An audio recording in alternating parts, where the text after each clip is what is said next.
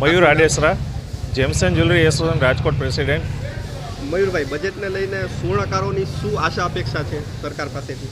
જી, આવનારા દિવસોમાં જ્યારે બજેટ રજૂ થવાનું છે ત્યારે જેમ્સન જ્વેલરી ઇન્ડસ્ટ્રીમાંથી અમે લોકોની માગણી છે કે ઇમ્પોર્ટ ડ્યુટી ખાસ કરીને છે એમાં ઘટાડો અમે ઈચ્છીએ છીએ. ત્યારબાદ આપણે વાત કરીએ તો જીએસટીમાં પણ ઘટાડો ઈચ્છીએ છીએ, કેમ કે જે ઇમ્પોર્ટ ડ્યુટી અને જીએસટી છે એ ગત વર્ષે જે સરકારે એમાં અમને રાહત આપેલી હતી, પરંતુ ગત વર્ષ અને આ વર્ષના ભાવની જે ગોલ્ડ અને સિલ્વરના પ્રાઇસની સરખામણીની વાત કરીએ તો ગોલ્ડમાં 70-80% અપ એક જ વર્ષ દરમિયાન ગોલ્ડના ભાવમાં ઉછાળો આવ્યો છે અને સિલ્વરમાં 170-80% ઉપરનો ઉછાળો આવ્યો છે. તો આ કમ્પેરેટિવને ધ્યાનમાં રાખીને સરકારશ્રી છે એ જો ઇમ્પોર્ટ ડ્યુટી અને જીએસટીમાં ખાસો એવો સુધારો કરી આપે તો અમારી જેમ્સન જ્વેલરી ઇન્ડસ્ટ્રી છે એમને ક્યાંક ને ક્યાંક રાહત મળી રહે. અને ત્યારબાદ વાત કરીએ તો અમારી ઇન્ડસ્ટ્રી ઉપર જે સર્વિસ અમે જે સર્વિસ પ્રોવાઈડ કરીએ છીએ એમાં પણ 5% જીએસટી લાગુ પડી રહ્યો છે, તો એમાં પણ અમે રાહત ઈચ્છીએ છીએ.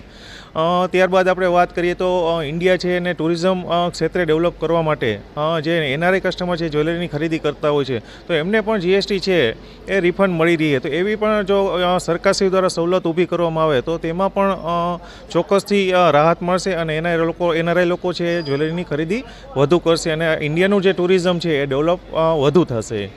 આવી અનેક માગણીઓ મારી નાના મોટી છે. એમાં આપણે બીજી અગત્યની વાત કરીએ તો ખાસ કરીને જ્યારે આ વર્ષે ભાવ વધારો આવ્યો છે ત્યારે કેપિટલ ગેઇન ટેક્સ છે કે ગત વર્ષની સરખામણીએ જે ભાવની આ વર્ષે ભાવ વધ્યો છે તો એમાં જો સરકારશ્રી દ્વારા 1 કે 2 વર્ષ સુધી રાહત આપવામાં આવે તો સુવર્ણકારો તથા ગ્રાહકોને ખાસો એવો ફાયદો થશે. મયુરભાઈ, અત્યારે સોનાના ભાવ, ચાંદીના ભાવ કૂદકે અને ભૂસકે વધી રહ્યા છે, તો એને અનુલક્ષીને વેપારીઓ, કારીગરો પર શું અસર પડી છે?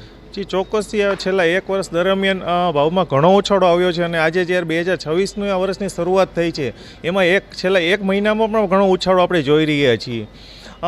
જે ભાવનો વધારો છે એ છે કોઈના હાથમાં નથી. ઇન્ટરનેશનલ માર્કેટ છે ગોલ્ડ સિલ્વરની ને બધી માર્કેટ, દરેક દેશો આમાં છે ને ઇન્વોલ્વમેન્ટ હોય છે. જીઓપોલિટિકલ અત્યારે આપણે જે ટેન્શન જોઈ રહ્યા છીએ એમાં ખાસ કરીને જે ટેરિફ વોર છે, જે અમેરિકાની સરકાર દ્વારા જે ટેરિફ ચાઇના ઉપર આટલા ટકા નાખવાની વાત છે, ગ્રીનલેન્ડને કબજો મેળવવાની વાત છે, આવા અલગ અલગ ફેક્ટર છે એ બધા છે ને એની વાત થતી હોય ત્યારે છે ને દરેક દેશો છે એ પોતાના સેફ હેવન તરીકે છે ને દરેક દેશોની સેન્ટ્રલ બેંક છે ગોલ્ડની ખરીદી કરે છે અને એ ખરીદીના હિસાબેથી છે ને સોના ચાંદીના ભાવ અપ જઈ રહ્યા છે.